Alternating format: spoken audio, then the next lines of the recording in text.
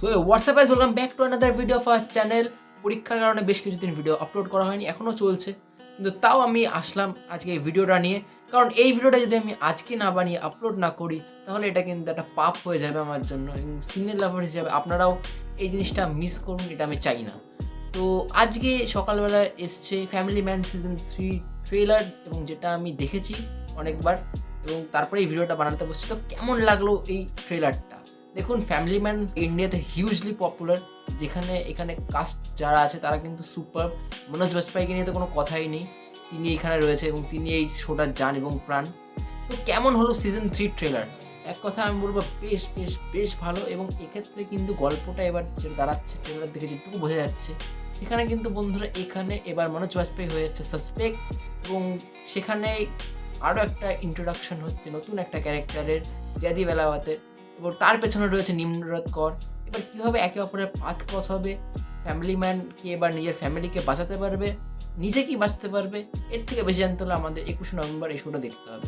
তো এই ট্রেলারে যদি পজিটিভ দিক আমি বলি, তো পজিটিভ দিক বন্ধুরা এখানে কিন্তু মনোজ বাজপেয়ীকে শেয়ার লাগছে, বিশেষ করে এখানে যেভাবে কমেডিগুলো ওয়ার্ক করছে। প্রথম দিকে যেভাবে স্পাই ইউনিভার্স খোঁচা দিয়ে, যে টাইগার, প্যান্থার, লায়ন এভাবে যেভাবে খোঁচা দিয়ে আছে যে সার্কাস নিয়ে, মানে ফ্যাবিউলাস, জাস্ট ফ্যাবিউলাস। আর শেষের দিকেও কিন্তু একটা হালকা করে জেকের সাথে যে কেমিস্ট্রি, যে বলছে যে স্বয়ম্বর রচা দেঙ্গে यहाँ से बाहर निकले, তো ওটাও কিন্তু বেশ ভালো। তো ওভারঅল সিরিজে কিন্তু কমেডিও এবার বেশ ভালো থাকতে চলেছে, যেমন প্রথম দুটো সিজনে ছিল, এবং পাশাপাশি থ্রিলের ডোজও বরাবর থাকবে এবং সাসপেন্সও থাকবে, আমার এটা মনে হচ্ছে। তো এবার যদি কথা বলি মনোজ বাজপেয়ীকে নিয়ে, তো মনোজ বাজপেয়ীকে দেখতে জাস্ট অসাধারণ লাগছে। মানে এই ক্যারেক্টারটা শ্রীকান্ত তিওয়ারিতে মনোজ বাজপেয়ীকে ছাড়া আমরা কল্পনাও করতে পারি না। অন্য কোনো অ্যাক্টর যদি এটা করতো আমার মনে হয় এতটা পারফেক্ট হতো না যতটা মনোজ বাজপেয়ী এই ক্যারেক্টারটাকে করে তুলেছে।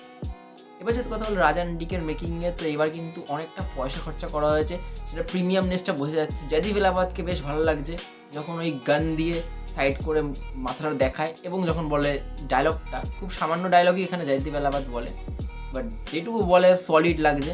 নিমরাত করকেও নিজের জায়গায় ঠিক আছে। এবার প্রিয়ামণির সাথেও কিন্তু দেখতে হবে যে কেমিস্ট্রিটা কতদূর কেমন হয়। আর জেকের সাথে তো অলওয়েজ শ্রীকান্তের কেমিস্ট্রি সুপারব হয়, এবং লাস্ট দুটো সিজনেও বেশ মস্তি দিয়েছে এই কেমিস্ট্রিটা। দেখার এই জুটিটা এবার কতটা আমাদের মস্তি দিতে পারে। আরেকটা কথা, এবার কিন্তু ব্যাকগ্রাউন্ডে আমরা কোহিনূর নামে ডিভাইনের ওই র্যাপটা শুনতে পাচ্ছি, এটা কিন্তু বেশ ভালোভাবে জেল করেছে।